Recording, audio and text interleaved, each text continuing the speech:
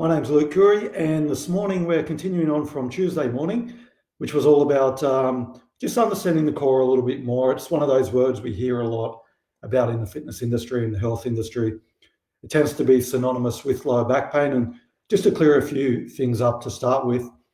Generally, when we talk about lower back pain, everyone's looking to try and strengthen the core. We know with a lot of research out there that there is no one definitive way to train the core, especially when it comes to lower back pain.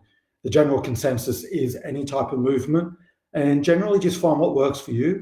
So stay strong, keep moving, and that is generally what is best for lower back pain. So in saying that, I want you to understand that when we talk about these core sequences and drills that we do from home as well, don't necessarily think about this is going to resolve your back pain. As I said, back pain is multifactorial. It's quite complicated.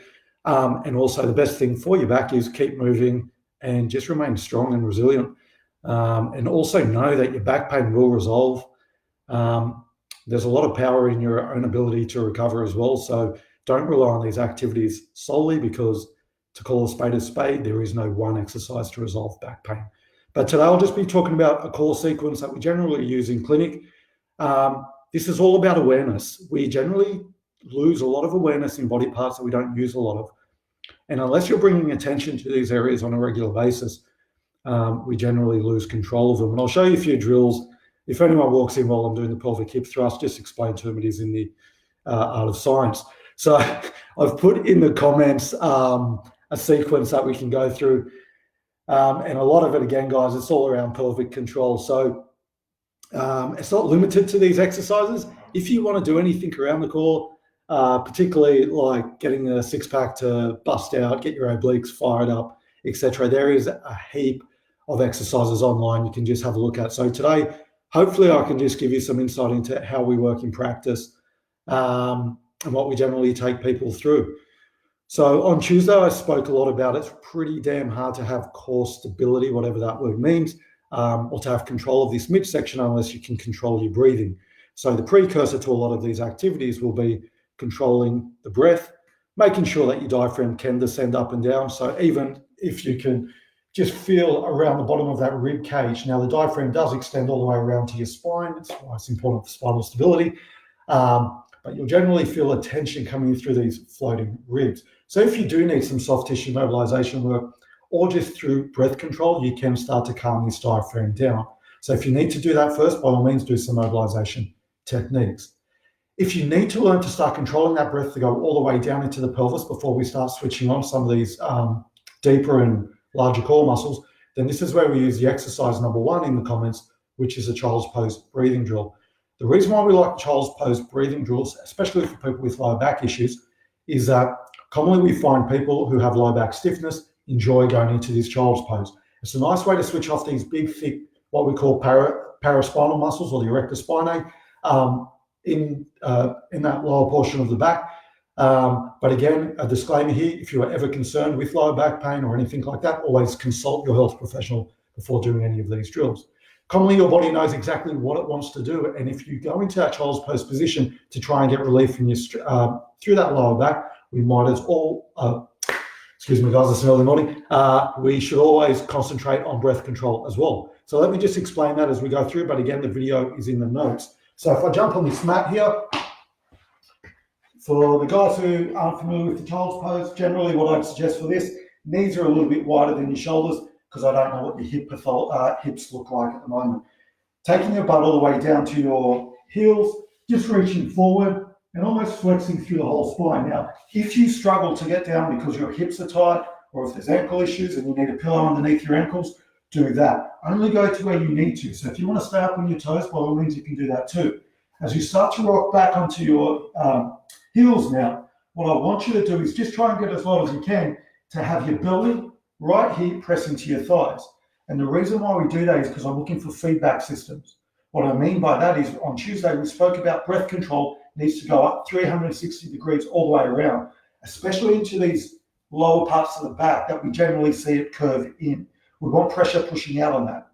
So we can either do this flat on the ground, where we're breathing into the ground and that will expand into the back, or we can go into a child's pose. Now, as I start to take a deep breath down into my belly, it will also expand into the lower part of my back. As we continue through this sequence, what I want you to do is every time you take that breath out, you're just going to sink back a little bit more. This sensation of melting all the way back onto your heels.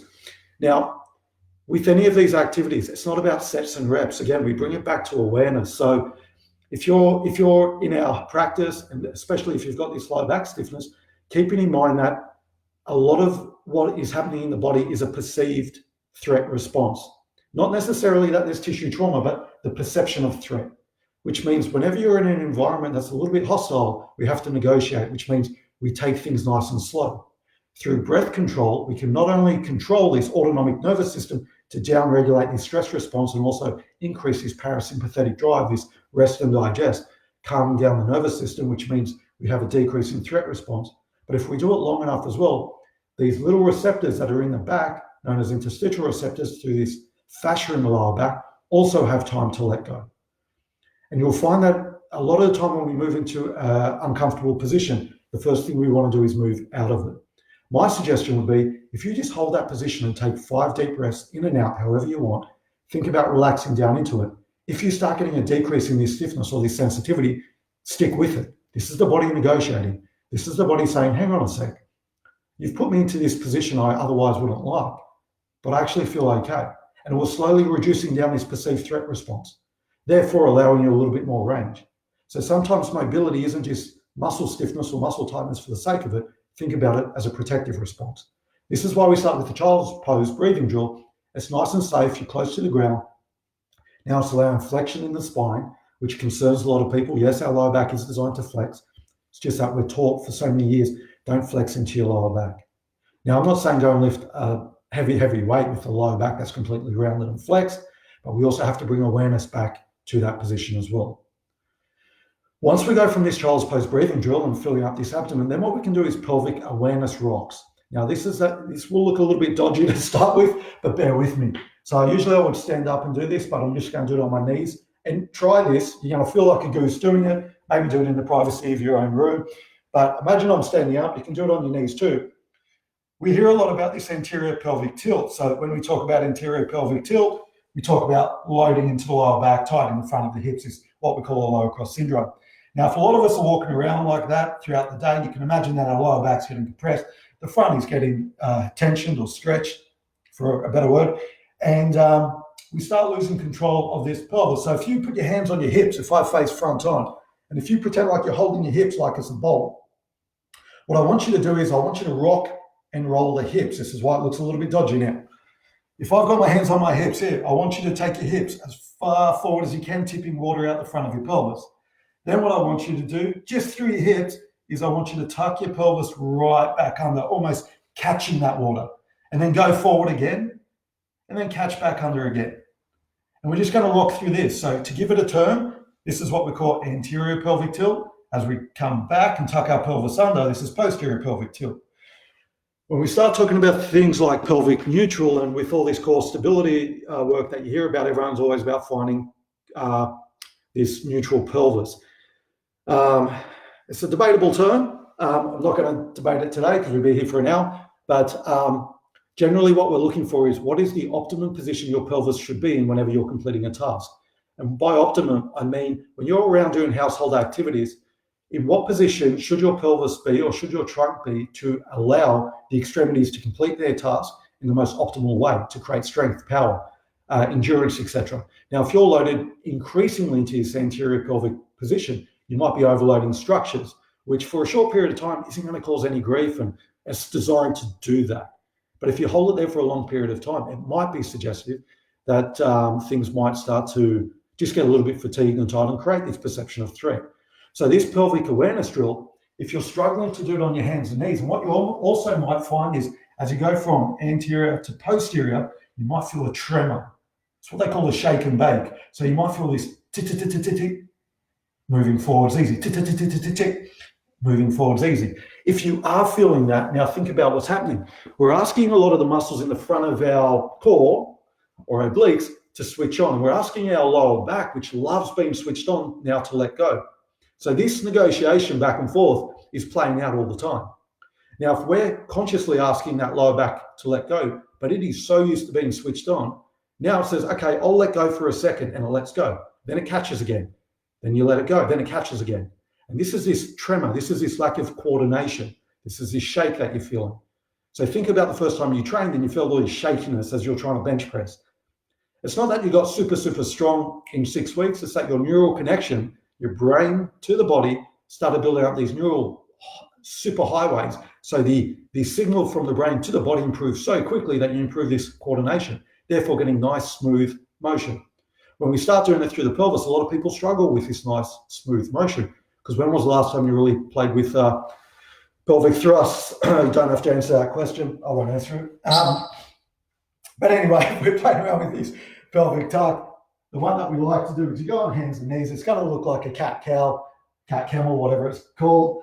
In the gyms, you'll see a lot of it done when we are in this position. You see this big arch up through the back and then extension through the lower back. Great exercise, great way to mobilize the spine. What I want you to do, though, is bring attention only to the pelvis. So without complicating it too much, if you just think about now, just tuck your pelvis under, let your pelvis drop forward. Tuck your pelvis under, let it go forward. You won't feel too much through the core, but if you start pressing the shins firmly down into the ground as you do this, you'll really start to feel these obliques switch on.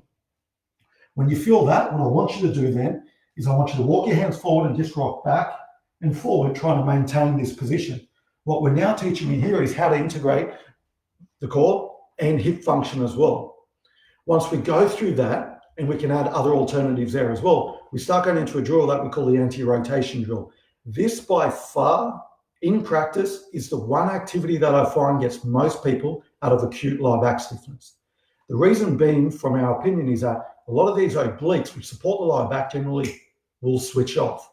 Now, if I can integrate the oblique on one side, the same side as the lower back stiffness, then generally we see a nice calming down of this reciprocal muscle.